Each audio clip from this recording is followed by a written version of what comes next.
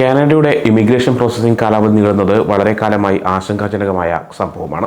Refugees and citizenship Canada വഴി ലഭിക്കുന്ന പുതിയ റിപ്പോർട്ടുകൾ പ്രകാരം തീർപ്പ് കൽപ്പിക്കാത്ത അപേക്ഷകളുടെ എണ്ണം കൂടുന്നുവെന്നാണ് കാണിക്കുന്നത്. 2024 നവംബർ 30 കണക്കനുസരിച്ച് പ്രോസസ്സിംഗിലുള്ള മൊത്തം അപേക്ഷകളുടെ എണ്ണം 22,67,700 ഇതിൽ 10,06,500 എണ്ണം IRCCയുടെ സാധാരണ പ്രോസസ്സിംഗ് സമയത്തേക്കാൾ കൂടുതൽ സമയം എടുക്കുന്നുണ്ടെന്നും അപേക്ഷയിൽ നടപടിയായിട്ടില്ലെന്നുമാണ് കാണിക്കുന്നത്. ഇമിഗ്രേഷൻ ന്യൂസ് കാനഡയുടെ റിപ്പോർട്ട് പ്രകാരം കാനഡയുടെ പ്രോസസ്സിംഗ് കാലാവധി നീളുന്നത് മുൻമാസങ്ങളെ അപേക്ഷിച്ച് കുറവുണ്ടായിട്ടുണ്ട്. എങ്കിലും ഡിമാൻഡിംഗ് അനുസരിച്ചുള്ള വിസ പ്രോസസ്സിംഗ് നടക്കുന്നില്ല. 2024 ഒക്ടോബറുമായി താരതമ്യം ചെയ്യുമ്പോൾ നവംബറിലെ മൊത്തത്തിലുള്ള വിസ പ്രോസസ്സിംഗ് കാലാവധി 4.7% കുറഞ്ഞിട്ടുണ്ട്. എങ്കിലും ചില വിഭാഗങ്ങളിൽ കാലതാമസം നിലനിൽക്കുന്നുണ്ട്. കാനഡയിലെ ഇമിഗ്രേഷൻ പ്രോസസ്സിംഗിൽ വ്യത്യസ്ത തരം അപേക്ഷകൾ ഉൾപ്പെടുന്നുണ്ട്.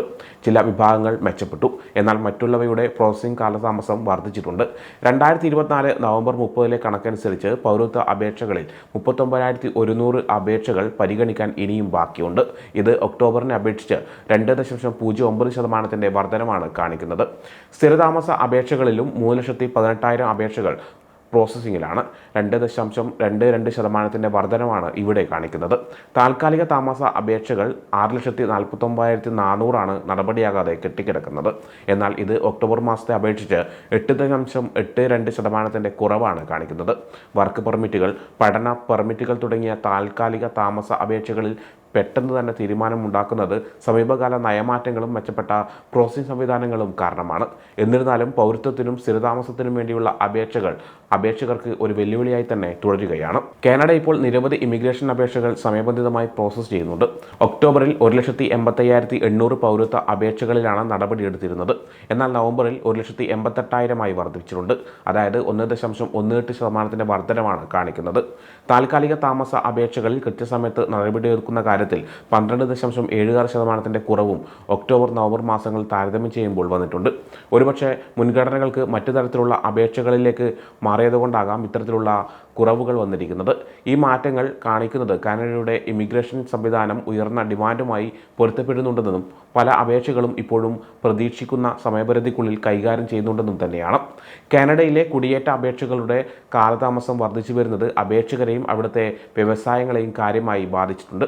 വർക്ക് പെർമിറ്റ് പ്രോസസ്സിംഗിലെ കാലതാമസം വിദേശ പ്രതിഭകളെ വളരെയധികം ആശ്രയിക്കുന്ന ആരോഗ്യ സംരക്ഷണം, സാങ്കേതികവിദ്യ, നിർമ്മാണം തുടങ്ങിയ മേഖലകൾക്ക് വെല്ലുവിളികൾ സൃഷ്ടിക്കുന്നുണ്ട്.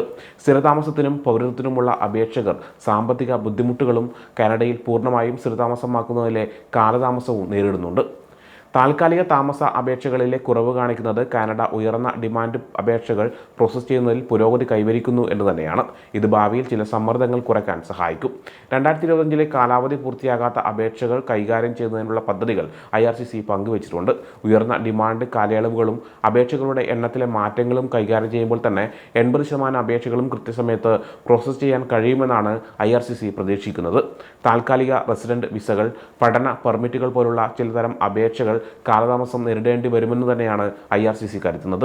TRV അപേക്ഷകളിൽ 75%, പഠന പെർമിറ്റ് അപേക്ഷകളിൽ 36% അപേക്ഷകളും വൈകുമെന്ന് തന്നെയാണ് പ്രതീക്ഷിക്കുന്നത്.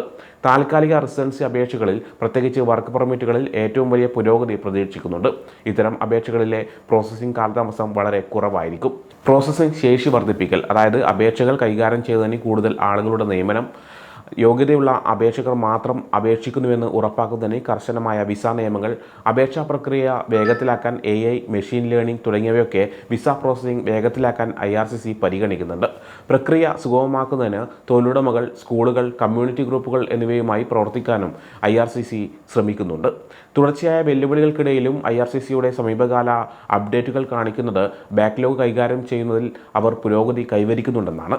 താൽക്കാലിക റെസിഡൻസി ബാക്ക്ലോഗ് കുറഞ്ഞിട്ടുണ്ട്. പ്രോസസ്സിംഗ് ശേഷി വർദ്ധിപ്പിക്കുന്നതിന് AI പോലുള്ള സാങ്കേതികവിദ്യ ഉപയോഗിക്കുന്നതിനുള്ള ശ്രമങ്ങൾ സിസ്റ്റം മെച്ചപ്പെടുത്താൻ സഹായിക്കുന്നുണ്ടെന്നാണ് റിപ്പോർട്ട്.